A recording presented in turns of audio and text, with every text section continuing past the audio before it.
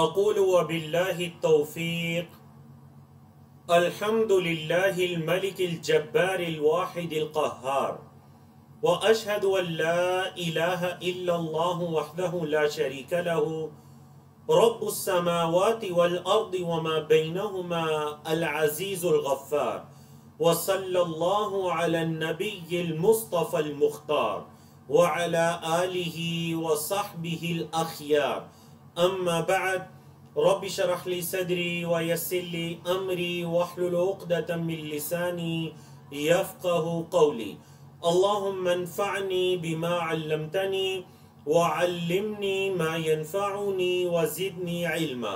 اور اس دعا کو ہم جمع کے ساتھ بھی پڑھ سکتے ہیں کہ اللهم انفعنا بما علمتنا وعلمنا ما ينفعنا وزدنا علما. اللہ کی توفیق سے اللہ کے رسول صلی اللہ علیہ وسلم کی احادیث پر مشتمل مختصر کتاب عمدۃ الاحکام کو ہم پڑھنے جا رہے ہیں. کتاب کا مکمل نام ہے عمدۃ الاحکام من کلام خیر الانام علیہ الصلاۃ والسلام. خیر الانام سے مراد اللہ کے رسول صلی اللہ علیہ وسلم کی ذات ہے کہ تمام مخلوقات کے اندر جو سب سے افضل ترین ہستی ہے نبی کریم صلی اللہ علیہ وسلم، ان کی بات کو ہم پڑھنے جا رہے ہیں عمدۃ الاحکام کے اندر. تو آپ کے علم میں ہے کہ کوئی بھی مصنف جب کوئی کتاب تصنیف کرتا ہے تو اس کے شروع میں مقدمے کو ذکر کرتا ہے، جسے آپ پیش لفظ کہتے ہیں کتاب کے شروع کے اندر. تو اسی طرح اس کتاب کے شروع میں بھی مقدمے کو ذکر کیا گیا ہے. اس کتاب کے جو مصنف ہیں حافظ عبد الغنی المقدسی رحمہ اللہ. کتاب کو شروع کرنے سے پہلے ہم کتاب کے مصنف کے بارے میں کچھ پڑھ لیتے ہیں. آپ ہجرت کے سالوں میں 541 ہجری کو پیدا ہوئے، 541 ہجری کو پیدا ہوئے اور 600 ہجری میں آپ کی وفات ہوتی ہے. مطلب آپ کی کل عمر مبارک کتنی تھی؟ 59 ایئرز، 59 سال آپ کی عمر تھی. آپ بیت المقدس کے قریب نابلس نامی ایک شہر ہے، وہاں پر آپ کی پیدائش ہوئی. پھر بچپن کے اندر ہی آپ بیت المقدس سے منتقل ہو جاتے ہیں دمشق میں. پھر آپ دمشق کے اندر ہی اپنی تعلیمی زندگی کو شروع کرتے ہیں، پڑھنا شروع کرتے ہیں. پھر ایک وقت آتا ہے کہ امام صاحب پڑھنے کے لیے دمشق سے بغداد کا رخ کرتے ہیں. بغداد کے مشہور علماء فقہا سے علم حاصل کرنے کے بعد مصر جاتے ہیں. مصر سے علماء سے علم حاصل کرنے کے بعد پھر آپ اصبہان کی طرف جاتے ہیں. تو یہ سلف صالحین کا طریقہ کار تھا، محدثین فقہا کا طریقہ کار تھا کہ وہ اللہ کے رسول صلی اللہ علیہ وسلم کی احادیث کو لینے کے لیے اور دیگر جو اسلامی علوم و فنون تھے ان کو لینے کے لیے مختلف علاقوں کا، شہروں کا سفر کیا کرتے تھے. یہ بڑے مبارک سفر ہوا کرتے تھے. اور ایک عربی کا شاعر بھی انہی سفروں کے بارے میں کہتا ہے نا کہ تغرب عن الاوطان فی طلب العلا. اگر آپ بلندیاں چاہتے ہیں نا تو اپنے وطن سے دور چلے جائیے. وسافر ففی الاسفار خمس فوائد. اور سفر کیجئے کیونکہ سفر کرنے کے اندر آپ کو 5 فائدے حاصل ہوں گے. تغرب ہم، پریشانیاں دور ہوں گی. واکتساب معیشت، آپ کچھ اپنے لیے روزگار کما سکیں گے. وعلم، علم حاصل کریں گے. وادب، ادب سیکھیں گے. وصحبت ماجد، اور اچھے اچھے لوگوں کی صحبت کو حاصل کر سکیں گے. تو سفروں کے اندر یہ 5 فوائد ہیں. سفروں کے اندر بولے شاعر کے مطابق یہ 5 فوائد ہیں. پریشانیاں کم ہوتی ہیں، آپ کمائی کر سکتے ہیں، علم حاصل کر سکتے ہیں، اور ادب حاصل کر سکتے ہیں اور اچھے لوگوں کی صحبت کو اختیار کر سکتے ہیں۔ تو ہماری اس کتاب کے مصنف حافظ امام عبد الغنی المقدسی رحمہ اللہ نے بھی سفر کیا، مختلف علاقوں کا سفر کیا۔ دمشق کے اندر رہنے کی وجہ سے آپ دمشقی کہلوائے، لیکن بغداد، مصر، اصبہان اور دیگر جو اس وقت کے مشہور جہاں پر علماء اور فقہا بیٹھا کرتے تھے وہاں پر گئے اور ان سے جا کر علم حاصل کیا۔ اب حافظ عبد الغنی المقدسی رحمہ اللہ کو آپ کے علم ہے کہ 1,00,000 سے زائد نبی کریم صلی اللہ علیہ وسلم کی احادیث انہیں زبانی یاد تھی، اور ان کے بارے میں جو ان کی سیرت مختلف کتابوں میں لکھی ہوئی ہے یہ کہ اللہ کے بڑے نیک انسان تھے، کانا عابدن زاہدن ورعن متقین، یہ عبادت گزار نیک انسان تھے، متقی تھے، یہ رات کو اللہ کے لیے قیام میں گزارا کرتے اور دن کو روزے کی حالت میں گزارا کرتے تھے۔ اور ان کے بارے میں آتا ہے کہ اپنے وقت کی جواد تھے، اللہ کی راہ میں بہت خرچ کرنے والے تھے، اور جو بیوہ عورتیں ہوتی تھیں، یتیم بچے ہوتے تھے، ان کا خاص خیال رکھتے اور کچھ بھی اپنے پاس ذخیرہ نہ رکھتے بلکہ سب اللہ کی راہ میں خرچ کر دیا کرتے تھے۔ اللہ اکبر۔ تو دیکھیے جس کی کتاب آپ پڑھنے جا رہے ہیں اس کا تعارف بھی ضروری ہے۔ کب پیدا ہوئے؟ 541 ہجری میں۔ کب فوت ہوئے؟ 600 ہجری میں، یعنی آج سے تقریباً 800 سال قبل امام صاحب کا زمانہ تھا۔ کتنا وہ بہترین زمانہ ہوگا علم کو حاصل کرنے کا، ادب کو، فقہ کو اور دیگر اسلامی علوم و فنون کو حاصل کرنے کا زمانہ۔ تو اس کتاب کے جو لکھنے والے ہیں، مطلب ایک تو یہ امام صاحب ہے نا جن کی احادیث ہیں، اس دور میں ایسا ہوتا تھا کہ اکثر جو علماء فقہا کتابیں لکھا کرتے تھے وہ اپنے طالب علموں کو لکھوایا کرتے تھے۔ تو یہ جو شروع کے الفاظ آپ کو دکھائی دے رہے ہیں نا، 4 لائنیں، یہ ان کے الفاظ ہیں جنہوں نے اس کتاب کو لکھا، اور امام صاحب نے اپنی کتاب کا آغاز کیا جو 2nd پیراگراف ہے اسے الحمدللہ الملک الجبار سے۔ تو کتاب کی جو املا کرنے والے لکھنے والے تھے انہوں نے شروع میں کیا کیا؟ بسم اللہ الرحمن الرحیم، بسم اللہ سے اس کتاب کا آغاز کیا۔ اور یاد رکھیے گا یہ علماء کرام کا طریقہ کار ہے کہ وہ اپنی کتابوں کا، کلام کا آغاز بسم اللہ سے کرتے ہیں، اللہ کے نام سے کرتے ہیں، 2 وجوہات کی بنا پر۔ نمبر 1، قرآن مجید کی ابتدا میں، کیونکہ اللہ رب العزت نے بھی قرآن کی سورتوں کی ابتدا کس سے کی؟ بسم اللہ الرحمن الرحیم سے، سوائے سورۃ التوبہ یا جس کا دوسرا نام سورۃ البراء ہے۔ اور نمبر 2، اس کے اندر نبی کریم صلی اللہ علیہ وسلم کی بھی اتباع ہے، کیونکہ اللہ کے رسول صلی اللہ علیہ وسلم جب بھی بادشاہوں کو خط وغیرہ لکھا کرتے تھے تو اللہ کے رسول صلی اللہ علیہ وسلم کس سے ابتدا کیا کرتے تھے؟ بسم اللہ الرحمن الرحیم سے۔ اور پھر بسم اللہ کے بعد کیا ذکر کیا؟ صلی اللہ علی سیدنا و مولانا محمد رسولہ، اللہ کی رحمتیں ہوں، اللہ کی صلات ہو ہمارے سردار، ہمارے مولا جناب محمد رسول اللہ صلی اللہ علیہ وسلم کی ذات گرامی، وعلی آلہ، اور آپ کی آل پر درود کے ساتھ اور کیا ہو؟ وسلم تسلیما، اور اللہ کی بہت سلامتیاں ہوں۔ پھر اس کتاب کو لکھنے والے کیا کہتے ہیں؟ قال الشیخ الحافظ، فرمایا اس شخصیت نے جو کہ شیخ ہیں، حافظ ہیں، الامام، امام ہیں۔ یہ تمام جو امام عبد الغنی المقدسی رحمہ اللہ تھے نا، بیت المقدس کی نسبت سے المقدسی کہلائے، امام عبد الغنی کے مختلف القابات ہیں جو اس دور کی اور بعد کے آنے والے علماء نے ان کو دیے۔ بڑے پیارے القابات ہیں، آپ ان القابات کا ترجمہ سنیے۔ شیخ نے فرمایا الحافظ، جو کہ حافظ ہیں۔ تو یاد رکھیے گا محدثین کی اصطلاح میں حافظ اس کو کہتے ہیں جسے 1,00,000 حدیث زبانی یاد ہوتی تھی. کہا جاتا ہے نا امام بخاری کانا حافظاً، حافظ تھے. ہمارے اس دور کے اندر حافظ سے مراد لیا جاتا ہے قرآن مجید کو حفظ کرنے والا. قدیم زمانے میں حافظ سے مراد کیا ہوتا تھا؟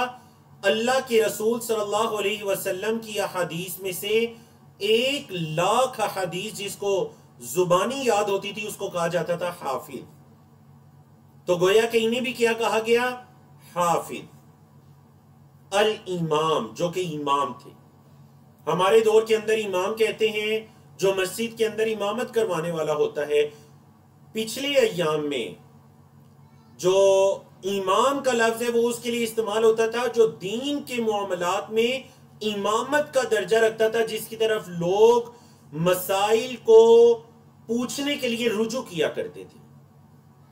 العالم جو کہ عالم ہے، العامل عمل کرنے والے ہیں، محیی سنہ سنت کو زندہ کرنے والے ہیں، اللہ کے رسول صلی اللہ علیہ وسلم کی سنت کو زندہ کرنے والے ہیں، قامع البدع بدعت کا قلع کما کرنے والے ہیں، بدعت کو ختم کرنے والے ہیں، مٹانے والے ہیں.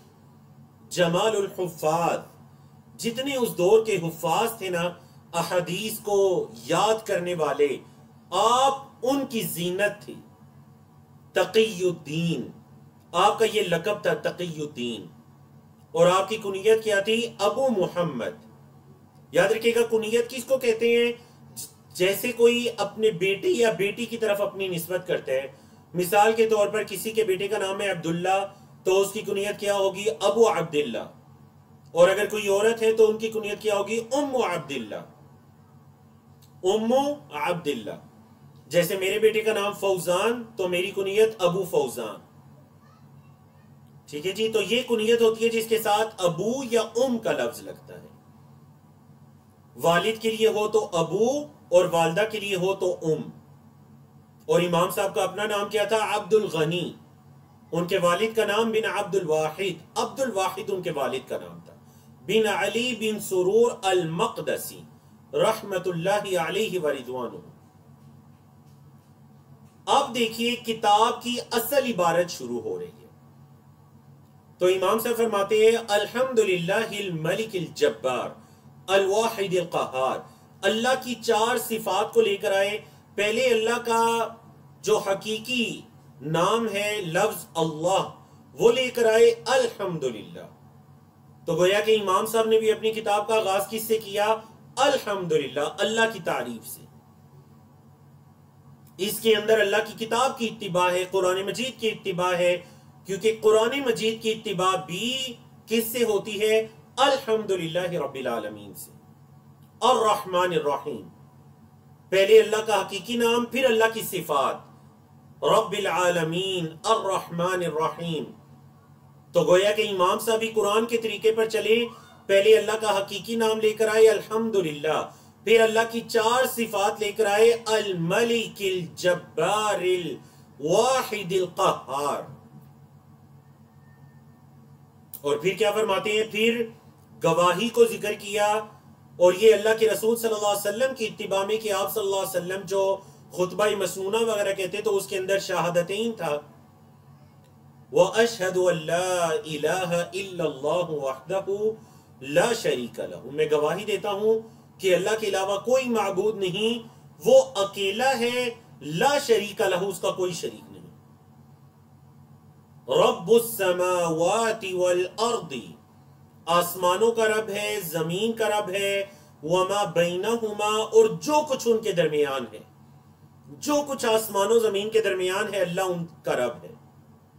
العزیز الغفار وہ زبردست ہے، غالب ہے، الغفار بہت معاف کرنے والا ہے. تو دیکھیں کتنے پیارے الفاظ لے کر آئے شروع کے خطبے میں. چلیں آپ سے ایک سوال ہے، دیکھتے ہیں آپ میں سے کون اس کے جواب تک پہنچتے ہیں.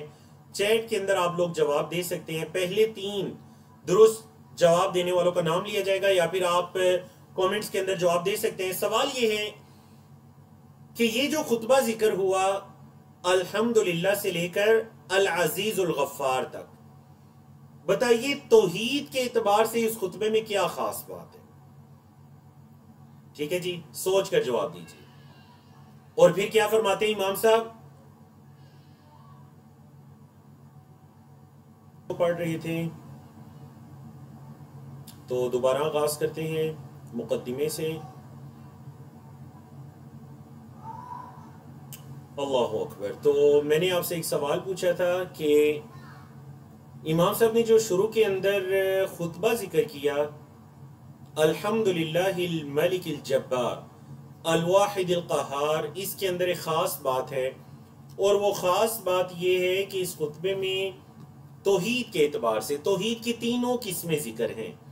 دیکھیں توحید کی آپ تین قسمیں کہتے ہیں نا، توحید الوہیت کہ عبادت اللہ کے لیے ہے، توحید ربوبیت کہ وہ اللہ ہی پیدا کرنے والا اور مالک ہے اور رازق ہے، اور توحید اسماء و صفات کہ قرآن و سنت کے اندر جو اللہ رب العزت کے اسماء اور صفات آئی ہیں ان پر ایمان لایا جائے۔ تو اس خطبے کے اندر دیکھیے اللہ کے اسماء اور صفات بھی ہیں، الملک الجبار الواحد القہار العزیز الغفار، 6 اللہ کے صفاتی نام، اور رب السماوات والارض یہ بھی اللہ کا صفاتی نام۔ اور اس خطبے کے اندر اللہ کی توحیدی الوہیت ہے کہ وہ اللہ ایک اکیلا عبادت کے لائق ہے، اشہد ان لا الہ الا اللہ وحدہ لا شریک لہ، اور توحید ربوبیت ہے رب السماوات والارض وما بینہما۔ اللہ اکبر۔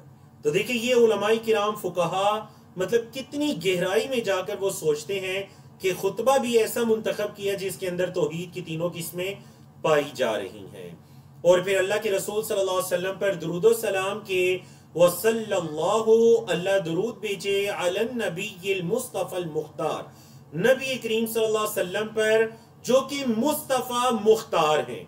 مصطفیٰ مختار یہ نبی کریم صلی اللہ علیہ وسلم کی 2 صفات ہیں، اور دونوں کا ایک ہی مطلب ہے، اور اس کا مطلب ہے چنیدہ، شمار یعنی چنا گیا، سلیکٹڈ، کہ نبی کریم صلی اللہ علیہ وسلم کو اللہ نے اپنی رسالت کے لیے چن لیا۔ اللہ اکبر۔ تو آپ صلی اللہ علیہ وسلم کی بڑی پیاری ایک صفاتی نام آپ صلی اللہ علیہ وسلم کیا کہ آپ صلی اللہ علیہ وسلم مصطفیٰ تھے۔ کیا مطلب اللہ کی چنیدہ تھے، اللہ نے آپ کو چن لیا تھا۔ المختار، مختار کا مطلب بھی چنے ہوئے، وعلی آلہ، اور آپ کی آل پر۔ تو آل سے کون مراد ہے؟ اللہ کے رسول صلی اللہ علیہ وسلم کی ازواج امہات المؤمنین، اور آپ صلی اللہ علیہ وسلم کی آل اولاد، اور اسی طرح آل ابو طالب، آل عباس، آل جعفر، آل حارث، یہ تمام اللہ کے رسول صلی اللہ علیہ وسلم کے خاندان کے لوگ یہ آل کہلاتے ہیں۔ تو آپ صلی اللہ علیہ وسلم کے خاندان والوں پر، آپ کی آل پر بھی درود و سلام ہو، وصحبہ الاخیار، اور آپ کے صحابہ پر اخیار جو کہ خیر ان سے اخیار ہے، جو کہ بہترین لوگ تھے، آپ کے صحابہ جو کہ بہترین لوگ تھے۔ اللہ رب العزت نے ان صحابہ کرام کو نبی کریم صلی اللہ علیہ وسلم کی صحبت کے لیے چن لیا تھا۔ اب امام عبد الغنی صاحب فرماتے ہیں اما بعد، اس کے بعد فَإِنَّ بَعْدَ إِخْوَانِي، میرے بعض بھائیوں نے سألنی، مجھ سے پوچھا، مجھ سے سوال کیا، مجھ سے یہ مطالبہ کیا کہ اختصار جملۃ من احادیث الاحکام، کہ احکام کی احادیث کو میں جمع کروں۔ بعض میرے بھائیوں نے مجھ سے کہا کہ میں احکام کی احادیث کو جمع کروں۔ تو آپ کے علم میں ہے کہ جو پچھلے زمانوں کے لوگ ہوتے تھے نا، وہ اصل میں علماء سے کام لیا کرتے تھے، علماء سے، اور علماء کو مصروف رکھا کریں۔ آپ کو بھی یہی نصیحت ہے کہ علماء سے کام لیا کریں۔ کوئی عالم ہے، ان سے ریکویسٹ کریں، آپ کی مسجد سے متعلق ہیں کہ آپ ہمیں فلاں کتاب پڑھائیے، کیونکہ دیکھیے اس کے اندر جو ہمارے پچھلے نیک لوگ گزرے ہیں ہماری امت کے، ان کی اقتداء بھی ہے، کیونکہ وہ بھی علماء سے آ کر کہا کرتے کہ فلاں موضوع پر ایک چھوٹی سی کتاب لکھ دیجئے، فلاں موضوع پہ حدیث کو جمع کر دیجئے، یا فلاں کتاب ہمیں سنا دیجئے، پڑھا دیجئے۔ کتنی پیاری یہ روش ہے۔ تو امام عبد الغنی صاحب کیا فرماتے ہیں، میرے بعض بھائیوں نے، اور یقیناً اس سے مراد دین کے بھائی ہیں، بعض بھائیوں نے مجھ سے یہ مطالبہ کیا کہ میں احکام کی احادیث کو جمع کروں. تو اس سے ہمیں یہ پتہ چل گیا کہ ہماری اس کتاب کے اندر صرف اور صرف احکام کی احادیث ہے. مطلب کیا اس کے اندر فضائل کی احادیث بھی ہے؟ نہیں. عمدۃ الاحکام میں، جیسا کہ نام سے بھی واضح ہے، عمدۃ الاحکام، اس کے اندر صرف احکام و مسائل کی احادیث ہے. اچھا، نمبر 2، کون سی احادیث، کس کتاب سے؟ کیونکہ دیکھیں یہ 6 صدی ہجری کے عالم ہیں امام عبد الغنی المقدسی رحمہ اللہ. 6 صدی ہجری، تو مطلب اس دور میں صحیح بخاری بھی لکھی جا چکی ہے، صحیح مسلم بھی موجود ہے، سنن ابی داؤد، سنن نسائی، سنن ترمذی، سنن ابن ماجہ، مسند احمد، موطا امام مالک، حدیث کی دیگر بڑی بڑی کتابیں، تقریباً تمام بڑی کتابیں اس دور سے پہلے 2ری، 3ری، 4 صدی ہجری میں لکھی جا چکی ہیں. تو پھر کیا ضرورت تھی اس کتاب کو لکھنے کی؟ سوچئے کیا ضرورت تھی، سمجھئے. تو امام صاحب نے کہا، بعض لوگوں نے مجھ سے کہا کہ ایک تو یہ ہے کہ میں احکام کی احادیث کو جمع کروں. تو یہ جو کتابیں ہیں، ایک تو یہ بہت طویل ہیں اور ان کے اندر تمام احادیث ہیں، فضائل کی احادیث بھی ہیں، عقائد کی احادیث بھی ہیں، ایمانیات کی بھی ہیں، ہر طرح کی احادیث ہیں، لیکن اس کتاب میں صرف احکام کی احادیث ہے. اچھا، کون سی؟ مما اتفق علیہ الامامان، وہ حدیث جن پر دونوں اماموں کا اتفاق ہے. ابو عبداللہ محمد ابن اسماعیل ابن ابراہیم البخاری و مسلم ابن حجاج رحمت اللہ علیہ. میں صرف اس کتاب میں ان دونوں اماموں کی حدیث کو جمع کروں، ہر وہ حدیث جن پر ان دونوں اماموں کا اتفاق ہے، امام بخاری رحمہ اللہ اور امام مسلم رحمہ اللہ. تو کیا پتہ چلا کہ ہماری اس کتاب عمدۃ الاحکام میں صرف اور صرف صحیح بخاری مسلم کی احادیث ہے. اللہ اکبر. مطلب کسی بھی حدیث کے بارے میں ہمیں یہ دیکھنے کی ضرورت نہیں پڑے گی کہ یہ صحیح ہے یا ضعیف ہے، کیونکہ صحیح بخاری اور مسلم کی تمام احادیث صحیح ہیں. امت کے علماء فقہا کا اس چیز پر اجماع ہے، اتفاق ہے کہ بخاری مسلم کے اندر تمام احادیث صحیح ہیں. تو امام صاحب سے جب یہ سوال ہوا کہ احکام کی احادیث کو جمع کریں جو صحیح بخاری اور مسلم کے اندر ہیں، تو انہوں نے کیا کیا؟ کہتے ہیں فَأَجَبْتُهُ إِلَى سُؤَالِهِ، تو میں نے ان کے سوال کو پورا کیا، رجاء المنفعۃ بِهِ، اس امید سے کہ اللہ رب العزت اس کتاب کو نفع والا بنا دے، اللہ اس کتاب کے ذریعے فائدہ پہنچائے کسی کو. اور پھر دعا دے رہے ہیں. دعا سنیے کتنی پیاری دعا ہے. اور ذرا یہ شعور کریں نا کہ آج سے 800 سال پہلے امام عبد الغنی المقدسی رحمہ اللہ دمشق کے اندر یا پھر بغداد کے اندر، مصر کے اندر بیٹھ کر یہ کتاب لکھ رہے ہیں اور اندر یہ دعا لکھ رہے ہیں، وَأَسْأَلُ اللَّهَ، میں اللہ سے یہ سوال کرتا ہوں، أَن يَنْفَعَنَا بِهِ، کہ اللہ اس کتاب کے ذریعے ہمیں فائدہ دے، وَمَنْ كَتَبَهُ، اور جو اس کو لکھے، او سمیعہ، یا جو اس کو سنے، اللہ ان کی دعا کو قبول کرے اور اللہ ہم گناہ گاروں کو بھی ان میں سے بنا دے. میں اللہ سے یہ سوال کرتا ہوں کہ اللہ اس کتاب کے ذریعے فائدہ دے، جو اس کو لکھے، جو اس کو سنے، او حافظہ، اور جو اس کو یاد کرے، او نظر فیہ، یا جو اس کو دیکھے، اللہ اس کتاب کے دیکھنے والوں کو بھی فائدہ دے. اللہ اکبر. اللہ رب العزت نے مجھ طالب علم کو بھی یہ توفیق عطا کی کہ الحمدللہ 2009 میں میں نے اس کتاب کو مکمل حفظ کیا تھا، یاد کیا تھا. تب مجھے نہیں پتا تھا کہ 2009 کے بعد 2023 میں اللہ رب العزت مجھے یہ توفیق عطا کرے گا کہ میں اس کتاب کو پڑھاؤں گا بھی. اللہ میرے والدین، اساتذہ کرام کی طرف سے اپنی بارگاہ کے اندر اس کو قبول و منظور فرمائے، اور امام عبد الغنی المقدسی رحمہ اللہ کی اس دعا کو اللہ قبول کرے کہ میں اللہ سے یہ سوال کرتا ہوں کہ اللہ اس کتاب کے ذریعے فائدہ دے ہمیں، اور جو اس کو لکھے، جو اس کو سنے، جو اس کو یاد کرے، جو اس کو دیکھے، وَأَن يَجْعَلَهُ خَالِصًا لِوَجْهِهِ الْكَرِيمِ، اور اللہ اس کو خالص اپنی رضا کے لیے کر دے، موجباً للفوز لدی، موجباً للفوز لدی، اللہ کے پاس کامیابی کو واجب کرانے والی ہو جائے یہ کتاب، مطلب یہ کامیابی کو لازم کرنے والی کتاب، مطلب اس کتاب کے ذریعے اللہ ہمیں دنیا اور آخرت کی کامیابی عطا کر دے۔ فَإِنَّهُ حَسْبُنَا وَنِعْمَ الْوَكِيلُ، کیونکہ بے شک وہ اللہ ہمیں کافی ہے اور وہ بہترین کارساز ہے۔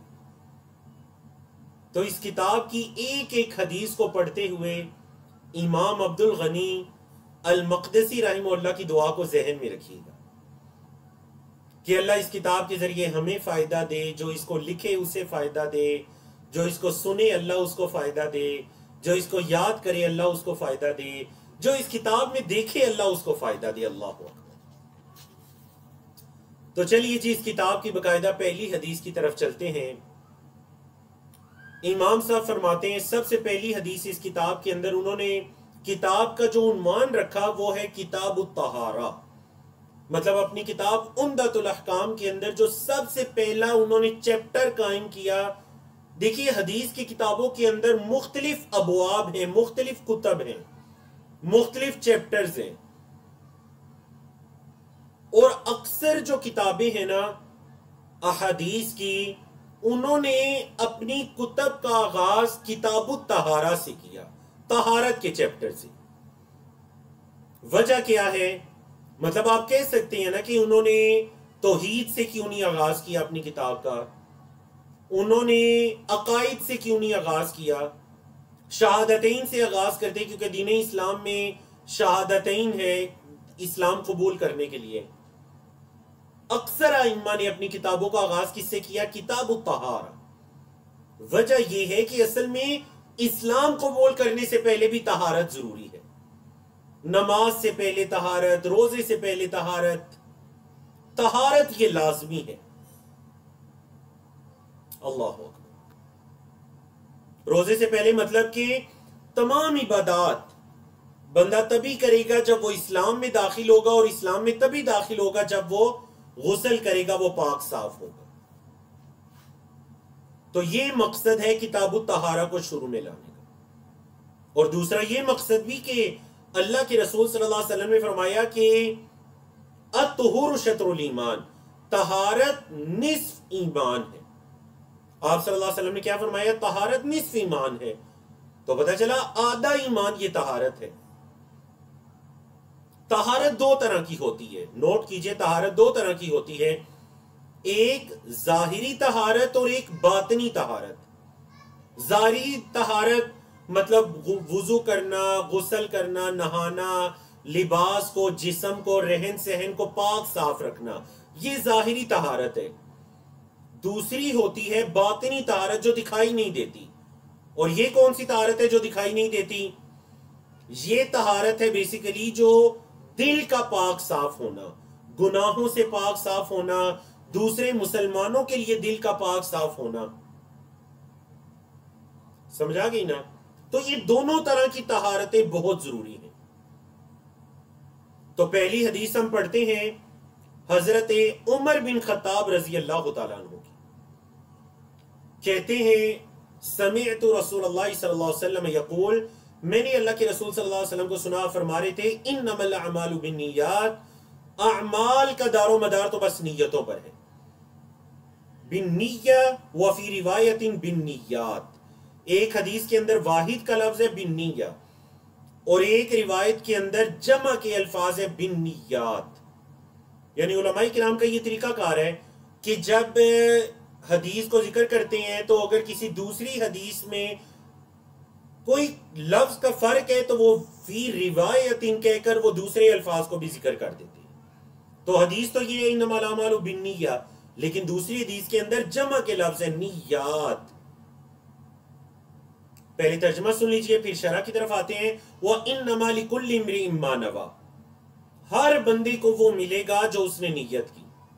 فَمَنْ كَانَتْ هِجْرَتُهُ إِلَى اللَّهِ وَرَسُولِهِ، تو تو جس کی ہجرت ہوئی اللہ اور اس کے رسول کی طرف فہجرتہ الی اللہ ورسولہ، تو اس کی ہجرت ہے اللہ اور اس کے رسول کی طرف۔ ومن کانت ہجرتہ الی الدنیا، اور جس کی ہجرت ہوئی دنیا کی طرف، یصیبھا، جس دنیا کو وہ حاصل کرے، او امرأۃ، یا کسی عورت کے لیے، یتزوجھا، جس سے وہ شادی کرے، فہجرتہ الی ما ہاجر الیہ، تو پھر اس کی ہجرت اسی کی طرف ہے جس کی طرف اس نے ہجرت کی۔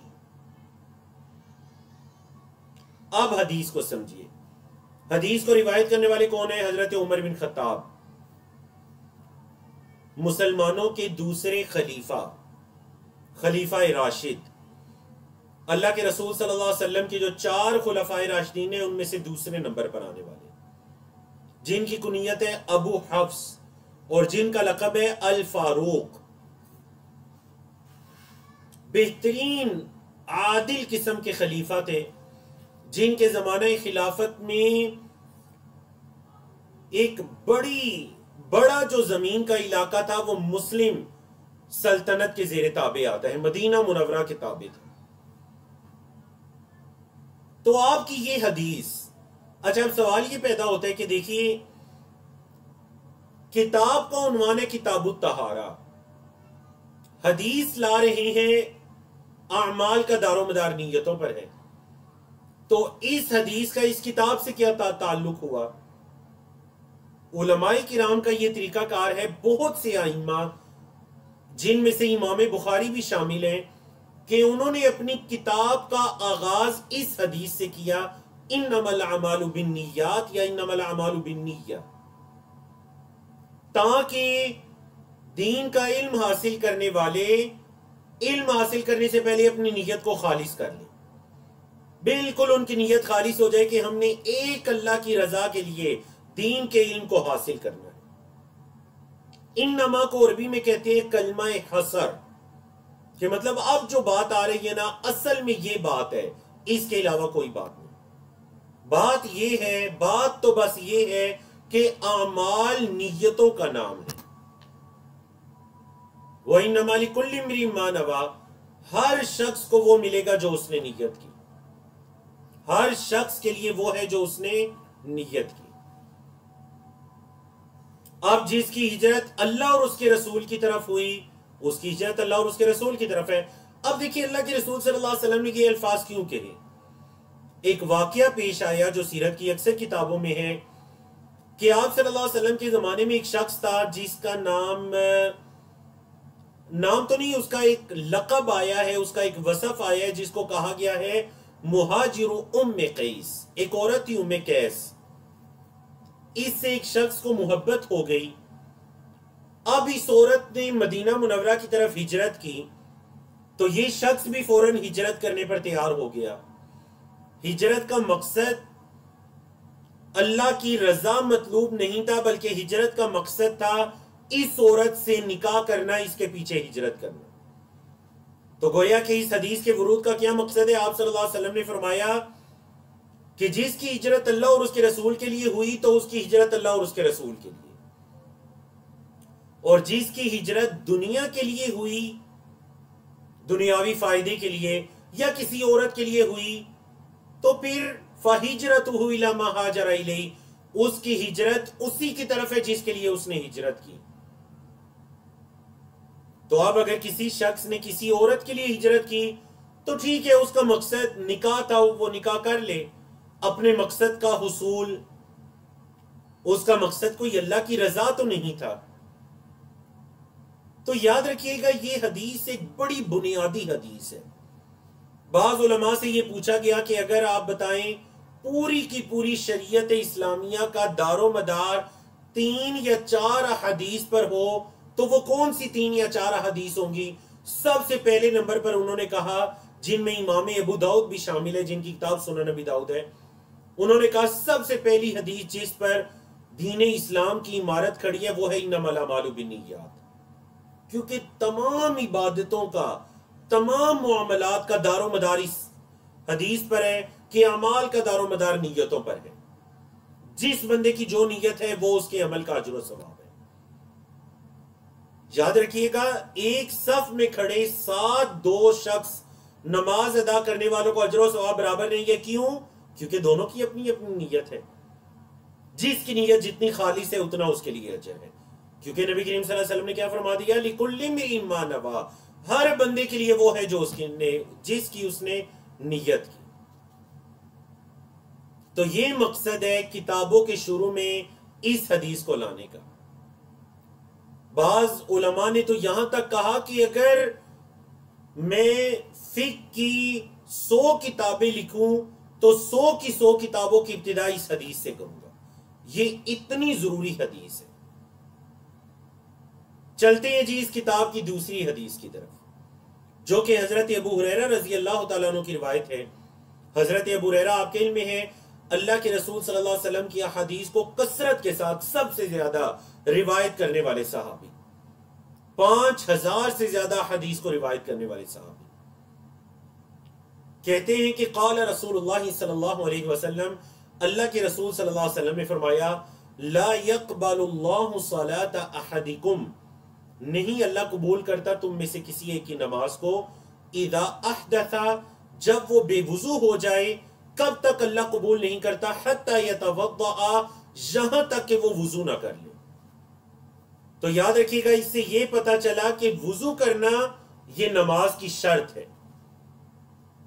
نماز کے لیے شرط ہے وضو کرنا، اور شرط کا مطلب یہ ہوتا ہے کہ جب تک وہ شرط نہیں پائی جا رہی وہ عمل بھی نہیں پایا جائے گا. بولے جب تک وہ شرط نہیں پائی جا رہی وہ عمل بھی، مثلا اگر کسی کا وضو نہیں ہے تو مطلب اس کی نماز بھی نہیں ہے.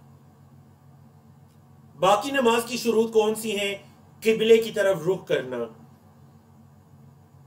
جسم لباس کا پاک صاف ہونا، نماز کے وقت کا داخل ہونا، یہ سب نماز کی شروط ہے. مطلب کسی نے اگر ظہر کی نماز سے وقت داخل ہونے سے پہلے ہی پڑھ لی، اس کی نماز نہیں ہوئی، کیونکہ شرط ہی نہیں پائی جا رہی. شرط وہ ہوتی ہے کہ جب پائی جائے تو عبادت پائی جاتی ہے. اگر وضو ہے تو نماز ہے، اور اگر نہیں پائی جا رہی تو عبادت بھی نہیں ہے. وضو نہیں ہے تو نماز بھی نہیں ہے. اس حدیث سے ہمیں پتا چلا. آپ صلی اللہ علیہ وسلم نے فرمایا اللہ تم میں سے کسی ایک کی نماز کو قبول نہیں کرتا جب وہ بے وضو ہو جائے، یہاں تک کہ وہ وضو کرے. احدث کا مطلب بے وضو ہو جائے. اور بے وضو انسان کیسے ہوتا ہے؟ اللہ نے جو 2 راستے انسان کے جسم میں بنائے، ان راستوں سے جب کچھ نکلتا ہے تو انسان وضو ہوتا ہے، بے وضو ہوتا ہے. یا پھر جو دیگر نواقض وضو ہیں، وضو کو توڑ دینے والی چیزیں، شرمگاہ کا چھونا،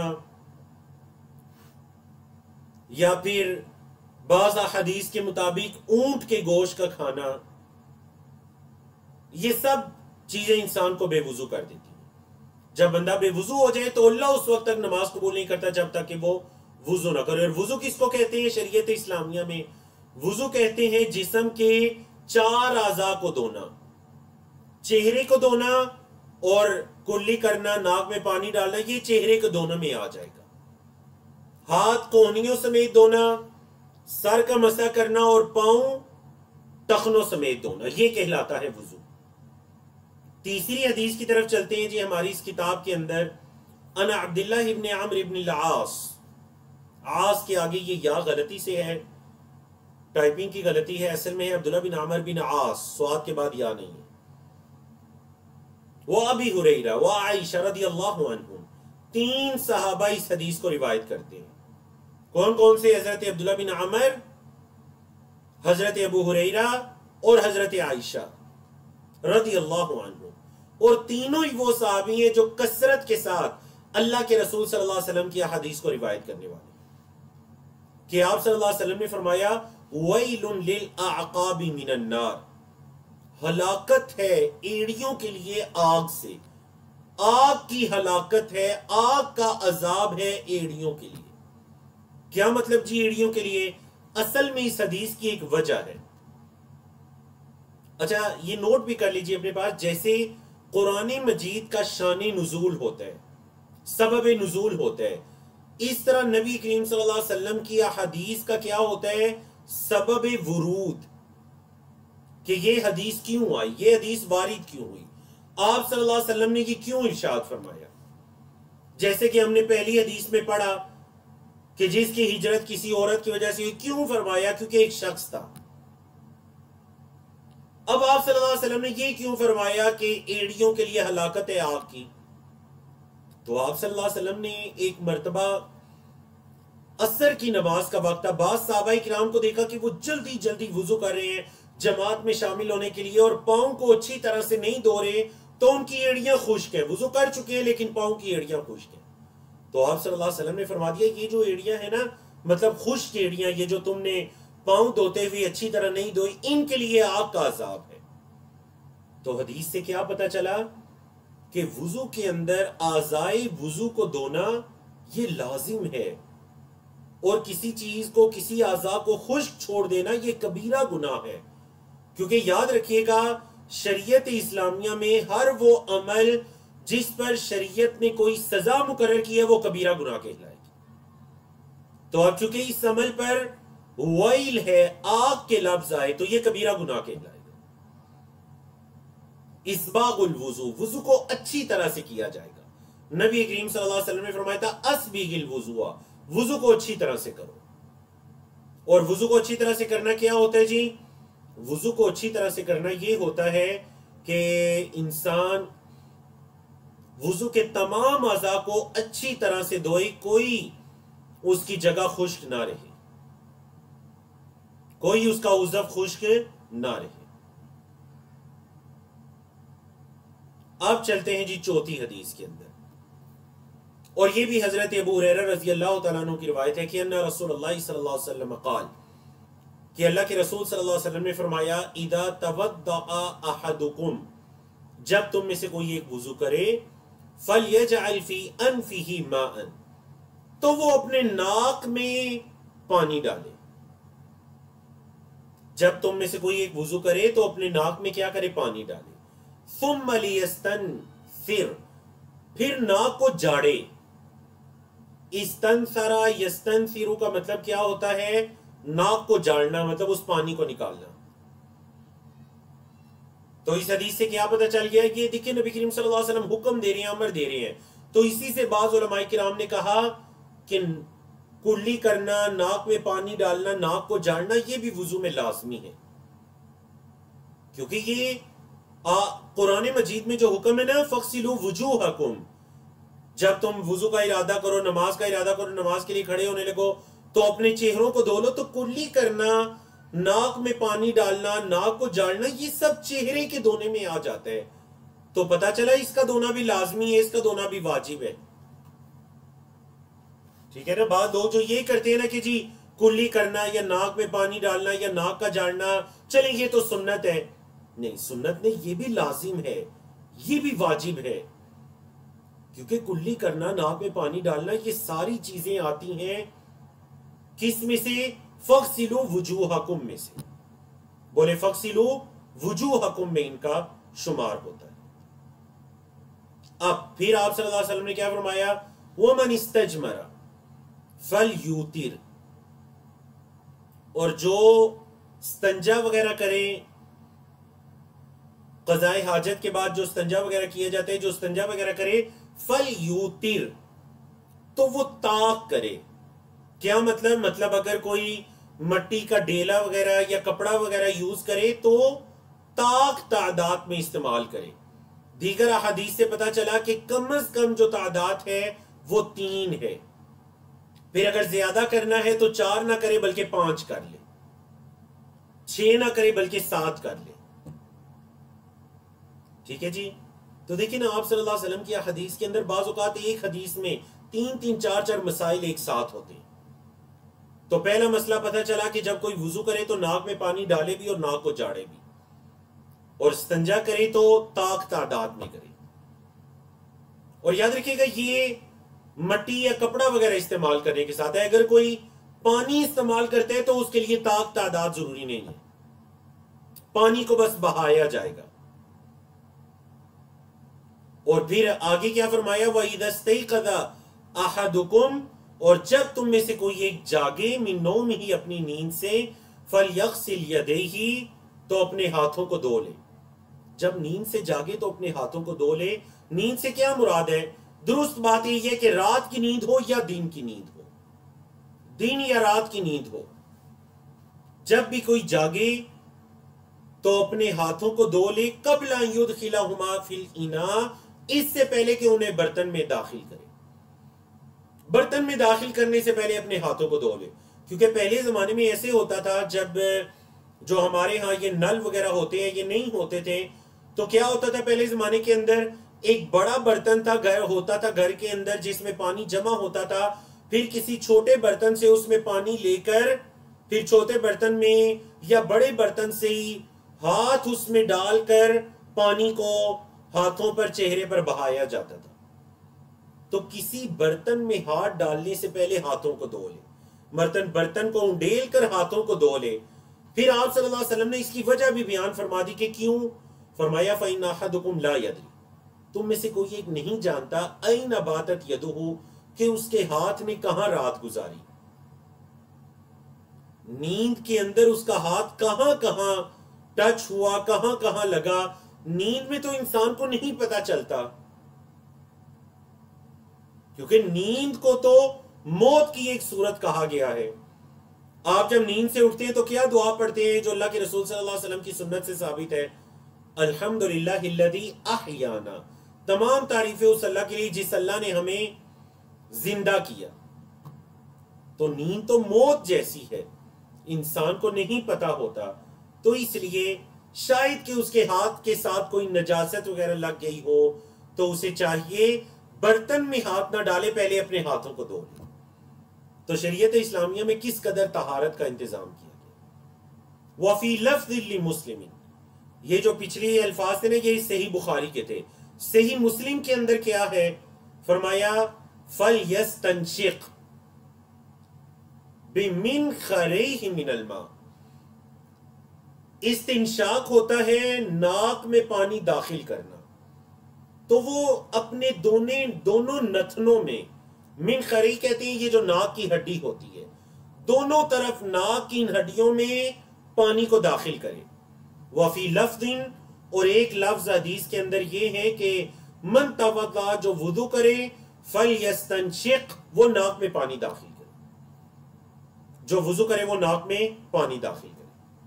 چلیے جی 5ویں حدیث کی طرف چلتے ہیں، اور یہ بھی حضرت ابو ہریرہ رضی اللہ تعالیٰ عنہ کی روایت ہے کہ اللہ کے رسول صلی اللہ علیہ وسلم نے فرمایا لا یبولن احدکم فی الماء الدائم، کوئی ہرگز پیشاب نہ کرے، اعزکم اللہ، قضائے حاجت نہ کرے کھڑے پانی میں، فی الماء الدائم، ایک کھڑا پانی ہوتا ہے، مطلب پرانے وقتوں میں گھروں کے قریب حوض وغیرہ ہوتے تھے، اور آج کل بھی بعض جگہ پر ہوتا ہے، ایک جگہ پانی کھڑا ہوتا ہے، بعض لوگ بھی اس کو استعمال کرتے ہیں یا دیگر جانور وغیرہ اس کو استعمال کرتے ہیں، تو یہ جو کھڑا پانی ہے نا اس کے اندر قضاء حاجت نہ کرے، الذی لا یجری، جو پانی چلتا نہیں ہے، ثم یغتسل من، پھر اس سے غسل کرے۔ کیا مطلب اگر اس کے اندر قضاء حاجت وغیرہ کرے گا تو پھر ایک وقت آئے گا کہ اسے غسل وغیرہ کرنے کی بھی ضرورت پیش آ سکتی ہے، اور ایک وقت آئے گا اسے غسل وغیرہ کرنے کی ضرورت بھی پیش آ سکتی ہے۔ اور بعض نے اس کا کیا ترجمہ کیا کہ ہرگز قضاء حاجت نہ کرے، ثم یغتسل من، پھر وہ اس سے غسل بھی کر سکتا ہے۔ وفی روایت لمسلم، اور مسلم کی روایت میں کیا الفاظ ہیں اس موضوع سے متعلق حدیث میں؟ فرمایا آپ صلی اللہ علیہ وسلم نے لا یغتسل احدکم، کوئی ہرگز غسل نہ کرے تم میں سے، فی الماء الدائم، کھڑے پانی میں، وہو جنوب، اس حال میں کہ وہ جنبی ہو، جنابت کی حالت میں کوئی کھڑے پانی میں غسل نہ کرے، کیونکہ جنابت کی حالت میں، جنابت کی وہ حالت جب انسان ہم بستری وغیرہ کرتا ہے یا اسے احتلام وغیرہ ہوتا ہے، اس پر غسل کا کرنا واجب ہو جاتا ہے، اس کو کہتے ہیں جنبی شخص۔ تو جنابت کی حالت میں مطلب کہ اگر کسی نے فرضی غسل کرنا ہے تو اسے چاہیے کھڑے پانی میں نہ کرے، کیونکہ ایسے غسل کے اندر جسم کے ساتھ نجاست وغیرہ لگی ہوتی ہے تو وہ کھڑے پانی میں غسل کرے گا تو ظاہر بات ہے وہ کھڑا پانی بھی نجس ہو جائے گا، گندا ہو سکتا ہے، اس وجہ سے یہ کام نہ کرے۔ اور دیکھیے اس کے اندر یقیناً مسلمانوں کے لیے بھی تکلیف ہے، تو شریعت اسلامیہ نے اسے منع کر دیا۔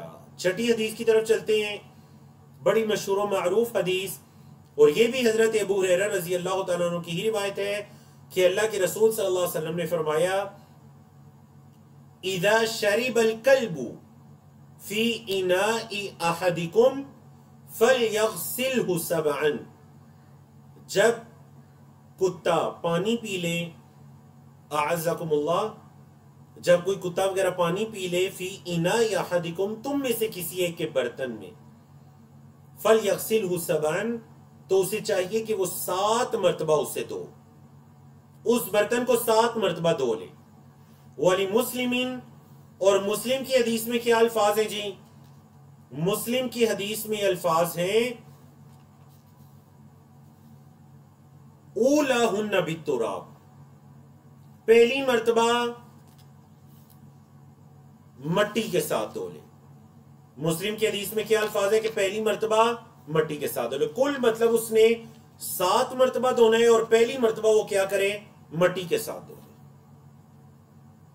اگلی حدیث میں پڑھ دیجئے وَلَهُ، اور اسی کے لیے مطلب صحیح مسلم کے اندر ہی، فی حدیث عبداللہ بن مغفل، حضرت عبداللہ بن مغفل کی روایت ہے، ان رسول اللہ صلی اللہ علیہ وسلم قال، کہ اللہ کے رسول صلی اللہ علیہ وسلم نے فرمایا اذا ولغ الکلب فی انائی، جب کتا منہ ڈال دے برتن میں، فغسلوہ سبعا، تو 7 مرتبہ اس کو دھو لو، وعفروہ الثامنۃ بالتراب، اور 8ویں مرتبہ مٹی ڈال دو۔ تو یہ دونوں طرح کے الفاظ ملتے ہیں کہ 7 مرتبہ دھونا ہے، پہلی مرتبہ مٹی کے ساتھ دھو لیجئے، یا آخری مرتبہ مطلب 7ویں مرتبہ مٹی کے ساتھ دھو لیجئے۔ البتہ یہ جو ثامنہ کے الفاظ ہیں یہ درست نہیں ہے، صحیح روایات کے اندر ان الفاظ کو شاذ کہتے ہیں، اس کے مقابلے میں جو اکثر حدیث کے اندر الفاظ ہیں نا وہ ہیں 7 کے الفاظ ہیں، تو کل 7 مرتبہ دھونا ہے، پہلی یا آخری مرتبہ مٹی کے ساتھ۔ اب آپ کی جدید سائنس آئی، اور جدید سائنس نے آ کر جب اس موضوع پر ریسرچ کی تو وہ اس نتیجے پر پہنچے کہ واقعتاً جتنی مرضی مرتبہ پانی سے برتن کو دھو لیجئے، وہ جو کتا وغیرہ ہوتا ہے اس کے منہ سے نکلنے والے جراثیم اس برتن کے اندر باقی رہتے ہیں، یہاں تک کہ اس برتن کو مٹی کے ساتھ نہ دھویا جائے۔ اور دور جدید کے اندر مٹی کے متبادل جو چیزیں ہیں، صابن وغیرہ اور باقی چیزیں، ان سے بھی طہارت حاصل کی جا سکتی ہے۔ اگر مٹی کی جگہ ان کا بھی استعمال کر لیا جائے تو یہ بالکل درست ہے، ان سے بھی وہ جراثیم وغیرہ ختم کرنے کا سبب بنتی ہے، جیسے کہ علماء فقہا نے اس چیز کی طرف اشارہ کیا۔ اب دیکھیے یہ جو 7 نمبر اور 8 نمبر، یہ دونوں حدیثیں بالکل ایک جیسی ہیں، اور یہ دونوں حدیثیں وہ ہیں 7 نمبر اور 8 نمبر کہ اس کے اندر اللہ کے رسول صلی اللہ علیہ وسلم کے مکمل وضو کا طریقہ ہے۔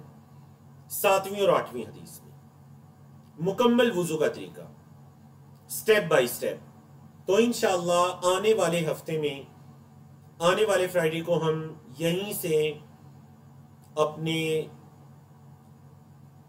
درس کا باقاعدہ آغاز کریں گے انشاءاللہ، اور پھر اگلی احادیث کو بھی پڑھیں گے۔ اللہ رب العزت ہمیں توفیق عطا کرے۔ جن 6 احادیث کو پڑھا گیا آپ ان کی دہرائی بھی کیجئے گا۔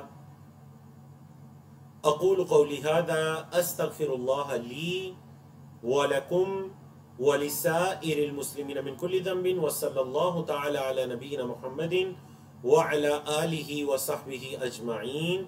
انشاءاللہ آنے والے ہفتے کو دوبارہ ملاقات ہوگی، جمعے کے دن ہی۔ السلام علیکم ورحمۃ اللہ وبرکاتہ۔